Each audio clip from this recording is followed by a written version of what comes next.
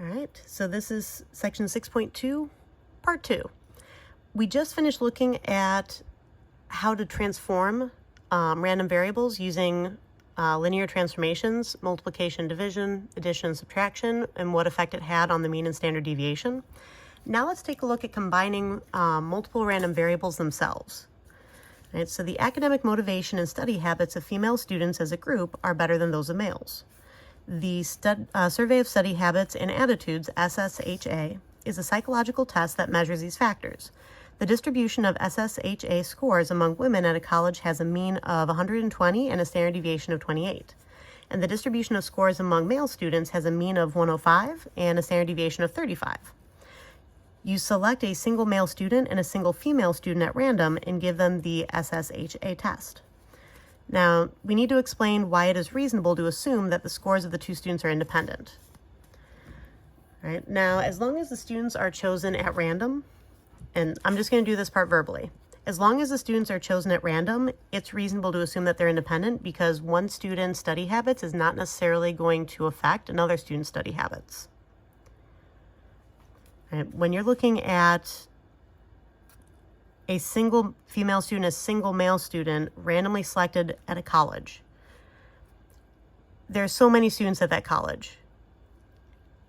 As long as they're randomly chosen, it's unlikely they're necessarily even going to know each other. All right, so a lot of times with independence, we're just going to have to make the assumption that the randomly selected individuals are independent of one another. And it's important to understand why it would be reasonable so you can make that assumption when it's doable. All right, now we're actually going to start writing this stuff down when we look at what are the expected value and standard deviation of the difference female minus male between their scores. All right, now, when you're looking at combining random variables,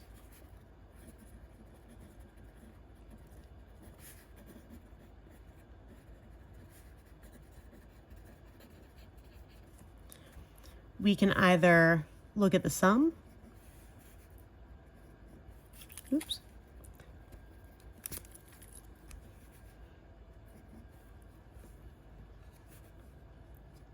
All right, so x plus y. Or we can look at the difference, x minus y. Now, when dealing with the mean,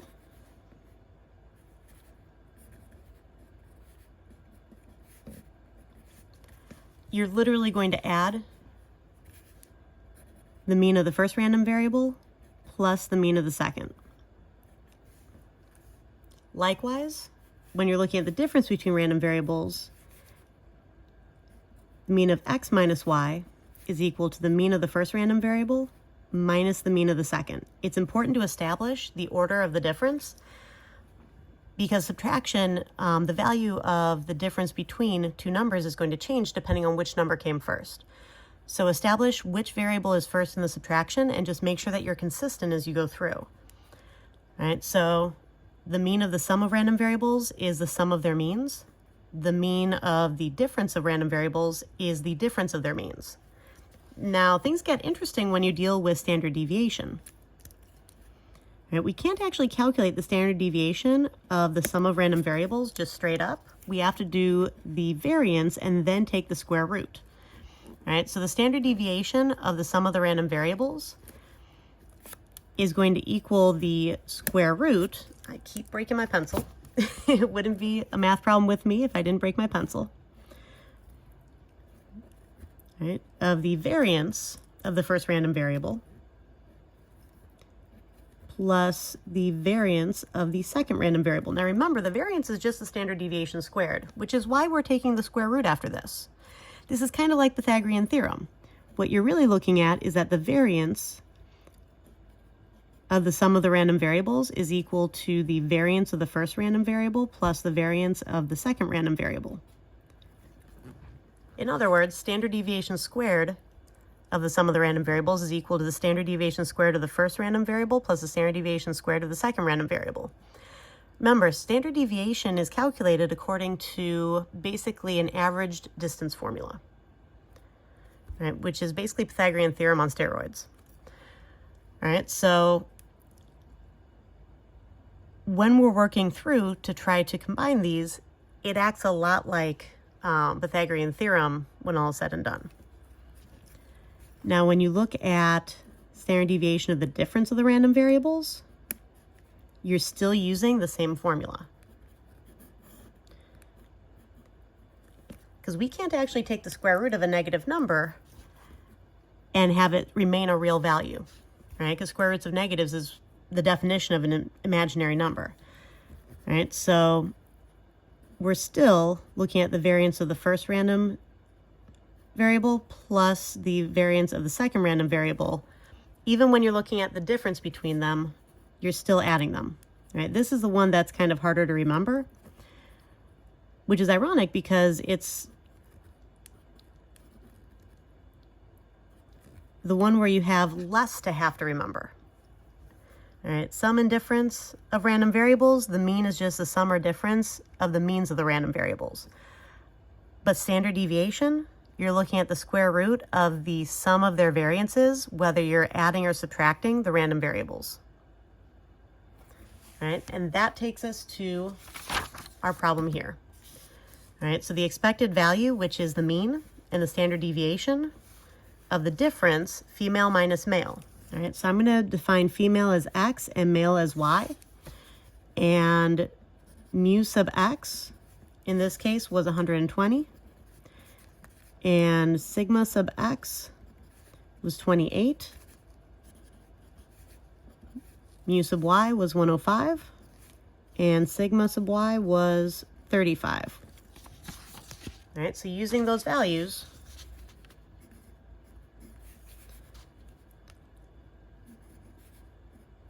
x minus y is equal to 120 minus 105, which is 15. So the expected difference in their scores is positive 15, meaning that females would have a higher difference than the males by about 15 points on average. And then standard deviation of the difference of the random variables, it's going to be the square root of the sums of their variances. So 28 squared, so standard deviation for the women squared is the variance, plus standard deviation for the men squared. And again, remember, you're doing addition, not subtraction, because if you try to do subtraction here, you're going to get an imaginary number out of this. And we can't have an imaginary number for the average difference from the mean if we randomly select one male student, one female student many times. All right, so let's go ahead and calculate this one.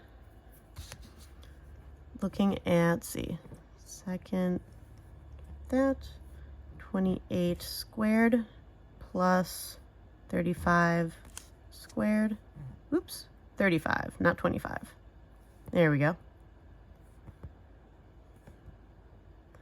All right, so we have about 44.82.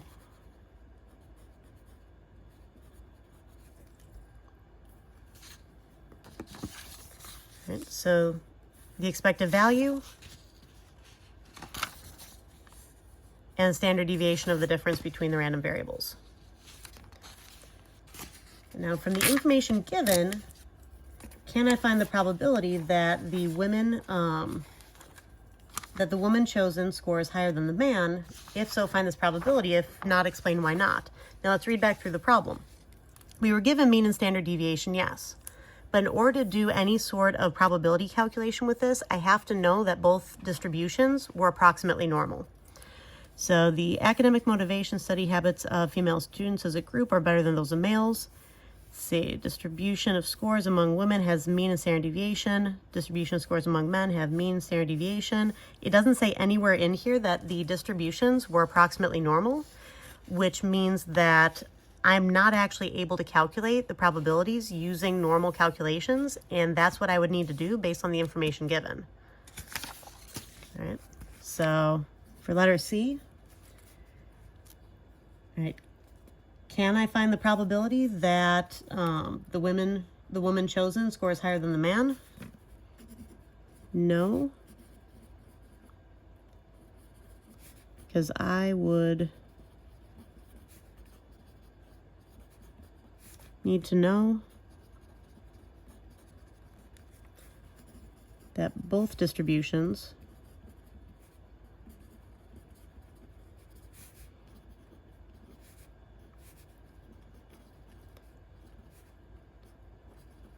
are approximately normal.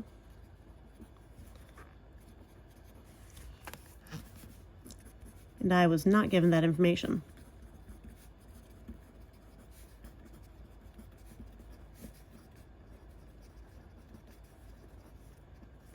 Now, just for giggles, right? This is an extension.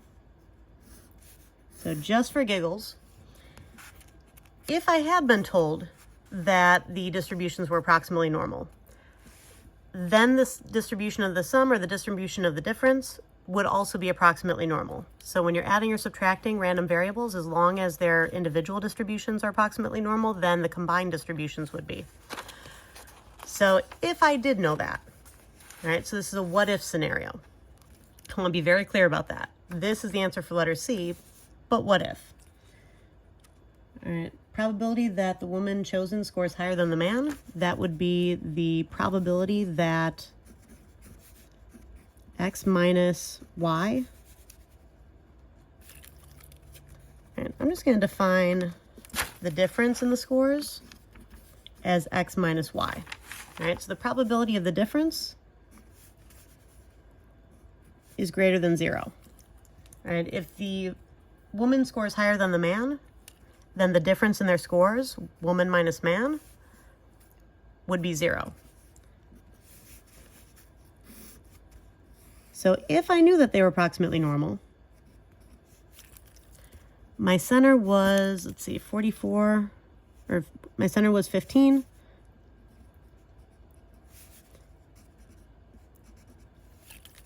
Oops, I'm having the worst time writing. All right, so if we knew it was normal, then we could use the mean and standard deviation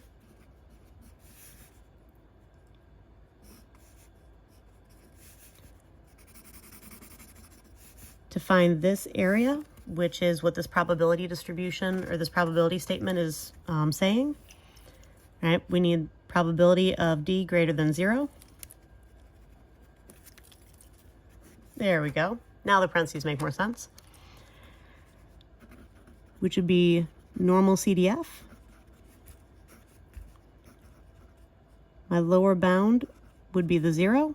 My upper bound would be some version of positive infinity, either 1 times 10 to the 99th, 9999999. I don't really care what you use for positive infinity. It just needs to be a really big positive number because we're going from 0 towards positive infinity.